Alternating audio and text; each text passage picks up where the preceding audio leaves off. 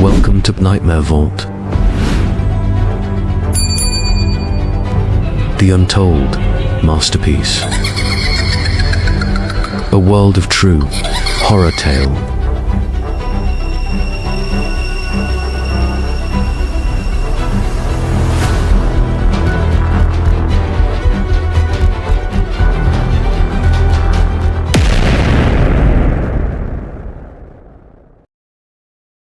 The wind moaned softly through the narrow alleys of the alpine village, as if whispering secrets only the mountains could understand. Snow pressed against the crooked rooftops and frost clung like lace to the window panes. It was a village, nearly, forgotten by maps, hidden between steep cliffs and silence where the sun came late and left early. Time did not pass here like it did elsewhere. It lingered, it paused, it froze. The church bell, blackened with age, rang only when death came or storms neared. Even then, the sound felt hollow, as though echoing through centuries rather than moments. The villagers walked slowly, their boots creaking on icy stones, their eyes cast downward as though afraid of what might look back from the shadows. Here, tales were not told. They were carried like burdens, stitched into every curtain, every cracked beam, every cautious step.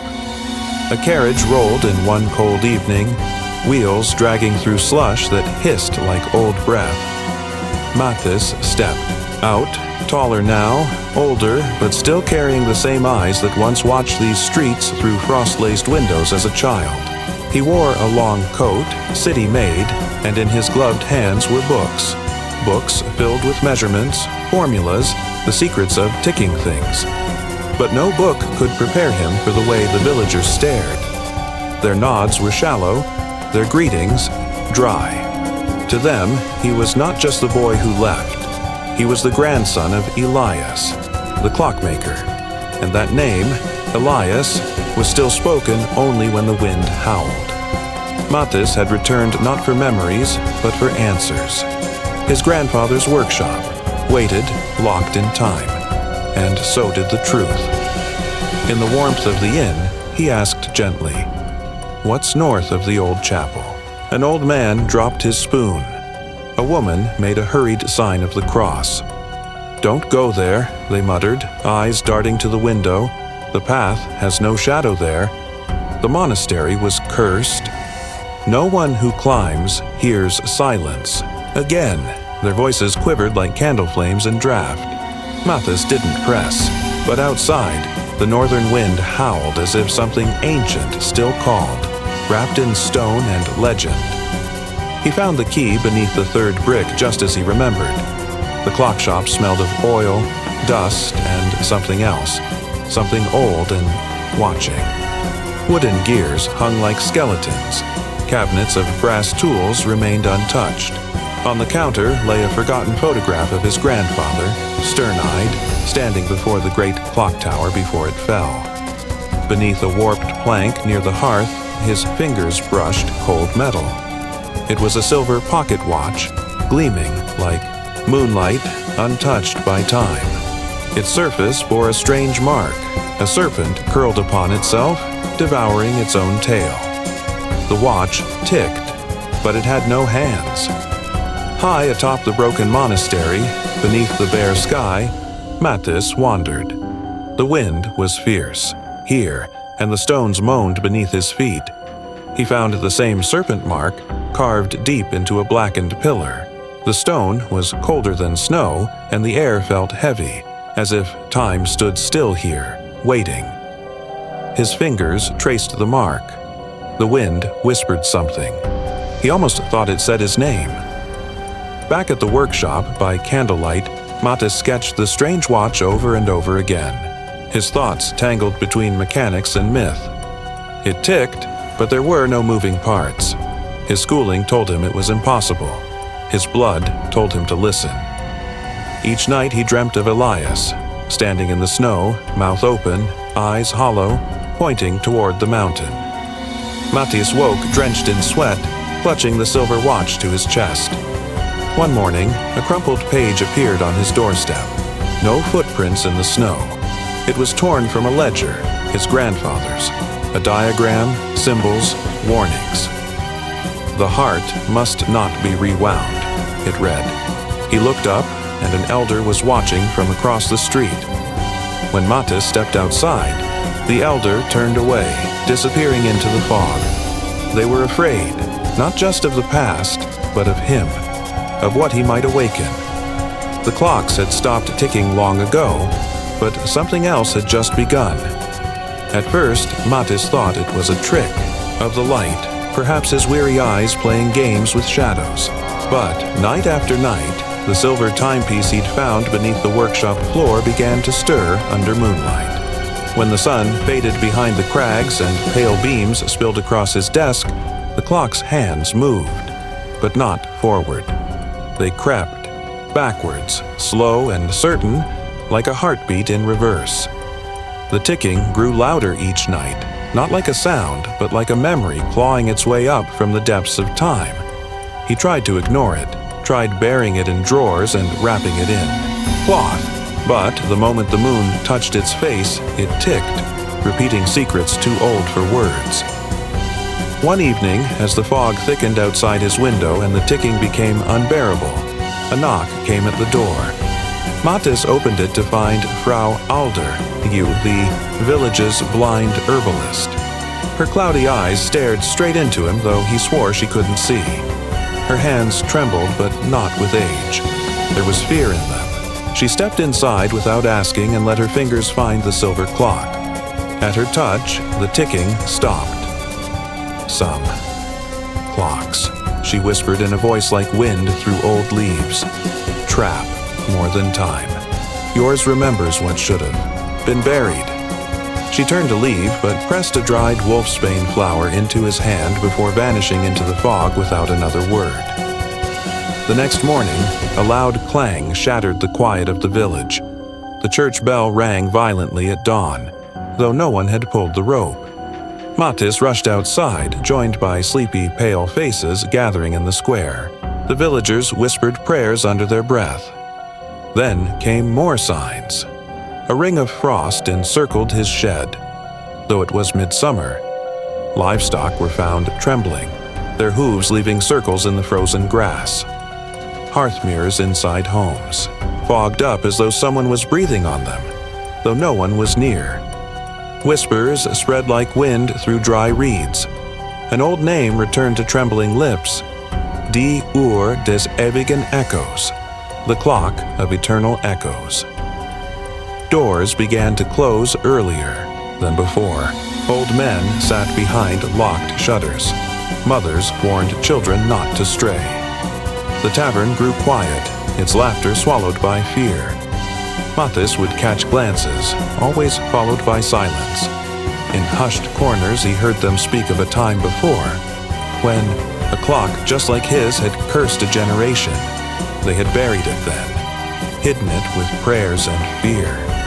But now the curse had returned, not just in ticking gears, but in blood, in him. Driven by a gnawing sense of dread and longing, Mattis began searching through his grandfather's letters, notes hidden in false drawers and stitched behind torn linings. A truth unfolded like a wound reopened. His grandfather had once been a monk in the mountain monastery thrown out for violating sacred vows. The letters were desperate, full of guilt and warnings. He had tried to fix a forbidden clock once thought holy, later called cursed. It wasn't just metal, it had memory. His father had severed ties after that, urging Mattis never to return to the village. Now he saw it clearly. This was no accident. The clock, the curse, the blood, it ran through him. He sat in the dim light of the workshop, the silver clock on the table before him. The ticking now echoed in his chest. The village wanted him to forget, to bury it again, to walk away like they once did. But the question twisted in his mind like a gear turned wrong. What if it wasn't just a curse, but a warning? A truth they had been too afraid to face.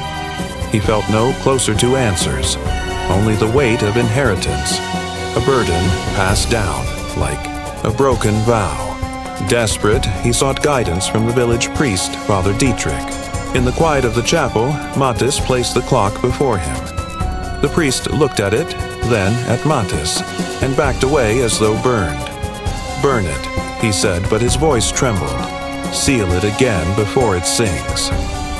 Yet, in his eyes, Mattis saw more than fear. He saw knowledge, something unspoken. When he left the church, villagers avoided his steps. Friends, once warm, now turned away. Even the baker, once kind, placed bread on the counter without looking at him. Alone, with the clocks ticking growing louder, Mattis knew he was no longer just a man. He was the echo of a decision made long ago.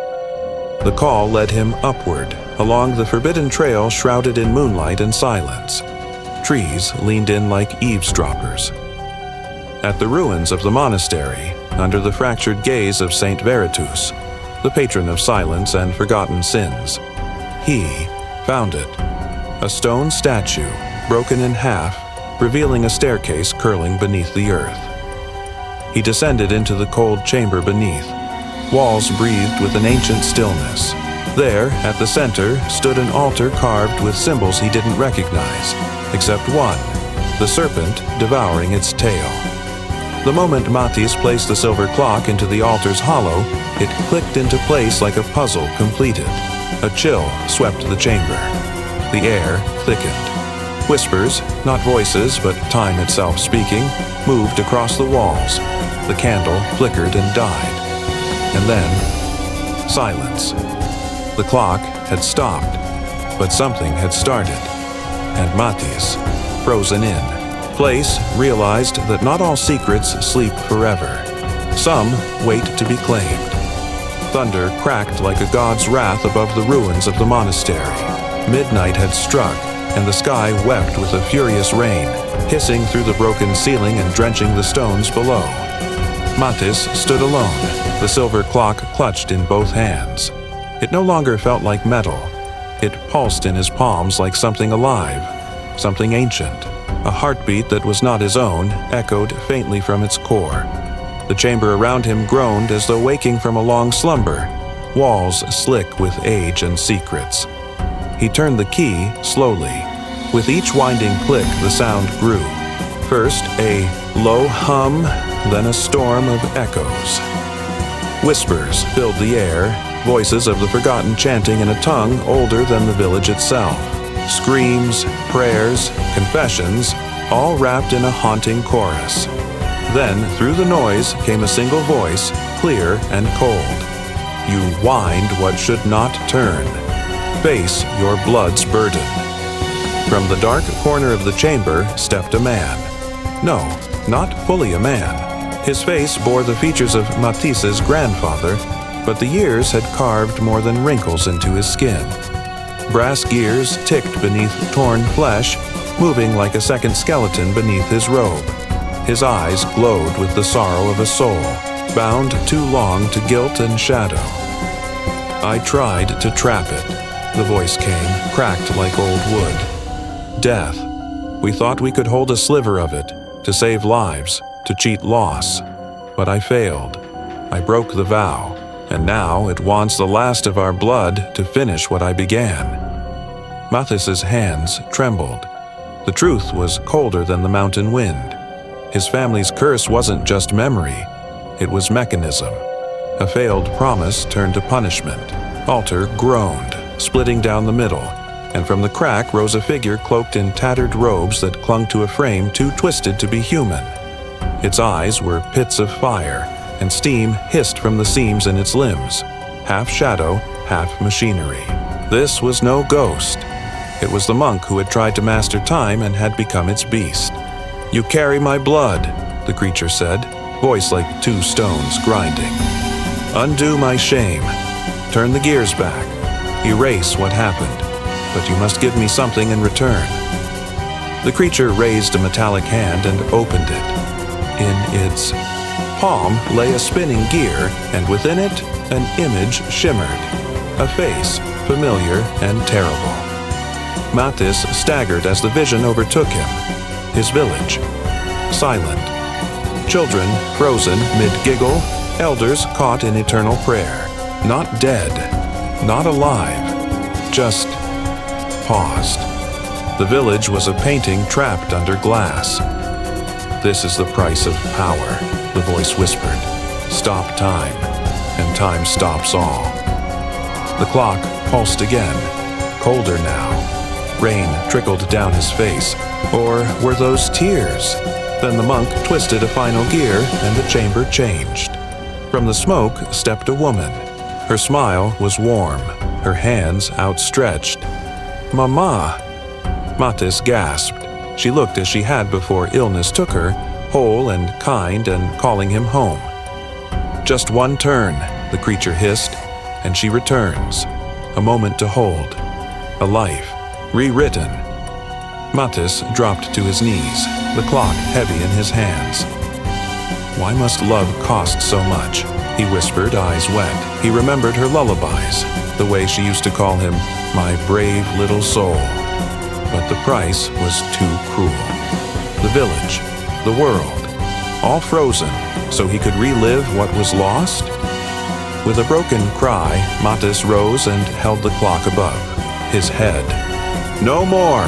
he screamed. The metal cracked against the altar. A scream not human ripped through the chamber as the clock shattered, its core splintering into pieces of cold silver. The echoes stopped. Even the rain seemed to hold its breath. Wind howled through the chamber like it mourned a passing.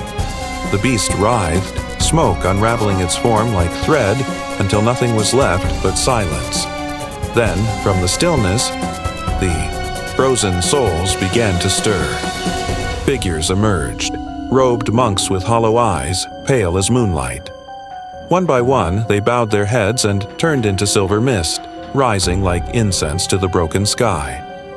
Among them was the ghost of Mathis's grandfather, now whole, no longer stitched with gears. He looked at Matis with pride, lips moving in a final blessing before fading into peace. The altar crumbled, no longer burdened with time's lie. Outside, the clouds parted. A bell in the ruined tower rang, not from fear, but freedom. Matis collapsed, not from pain, but release. He sobbed as the storm passed, not for what was lost, but for what was finally let go. At dawn, when the first pale light spilled across the jagged peaks, Matis stirred among the broken stones. His fingers trembled as he pushed himself upright, the cold air biting against bruised skin. Around him, silence reigned. The altar was gone, shattered into rough pieces. Snow drifted down from the gray sky, soft as a prayer, covering the gears and splinters scattered across the chamber like forgotten sins. The clock lay beside him, its frame split, its heart stilled. No more ticking, no more voices. Only the hush of wind and the gentle fall of snow, time finally breathing in peace. Matis, weary and aching, closed his eyes and whispered, "It's done." Above, the mountain no longer groaned. The storm had passed. Later that morning, the villagers came. They moved cautiously, lanterns flickering in the pale dawn, unsure of what remained. Their boots crunched over frozen earth, over paths where mirrors once cracked and shadows moved without form. But now the air was still. No bells tolled, no time bent sideways. Frau Alder stepped forward and knelt by the doorway to the ruined chapel. She pressed her wrinkled hand against the ground, eyes closed. Then she nodded once and murmured, "The mountain has exhaled." Behind her, the people bowed their heads. And when Matis stepped out from the shadows, no one stepped back. No one whispered curses. They looked at him, just looked, and saw not a danger, but a boy who had faced what others feared. A boy who had survived. A boy who had become something more. They stopped calling him the apprentice who bore the cursed blood. He had not risen with power in his hands, but with quiet, strength in his choice. He had not claimed the clock's might, but had destroyed it. He had broken the chain that bound his name to sorrow. Matis They said now with calm voices, "Mathis, the one who refused." In a land where pride had once led men to chase immortality, he chose peace. Where his ancestor had wanted to outlast time, Mathis had dared to let it go. In the hush of a snow-laced forest, Mathis walked alone. The young fir tree before him trembled gently in the breeze, its branches dusted with white. He knelt and dug into the earth, the soil dark and rich beneath the frost. From his coat, he drew the hollow clock casing. No gears, no ticking, only silence. He placed it gently into the earth, cradled it as though it were a child, and covered it with dirt. Snow followed, soft and slow, like forgiveness. No monument marked the grave, only the tree. What had once been forged to hold time still was, now surrendered to it. Seasons passed. In the square of the village, laughter returned. Children gathered around a small wooden bench where Mathis worked, carving wheels and hands from pine and oak. He showed them how to balance the weights, how to let the pendulum swing just right.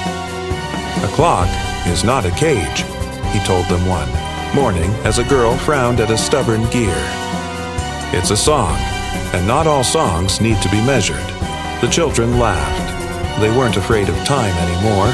They played with it, danced around it, trusted it, and when the clocks chimed, they did so with joy, not to mark endings, but beginnings.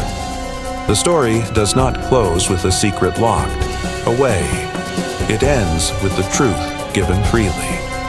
In casting away the hunger for control, Mathis found the very thing his bloodline had missed: contentment.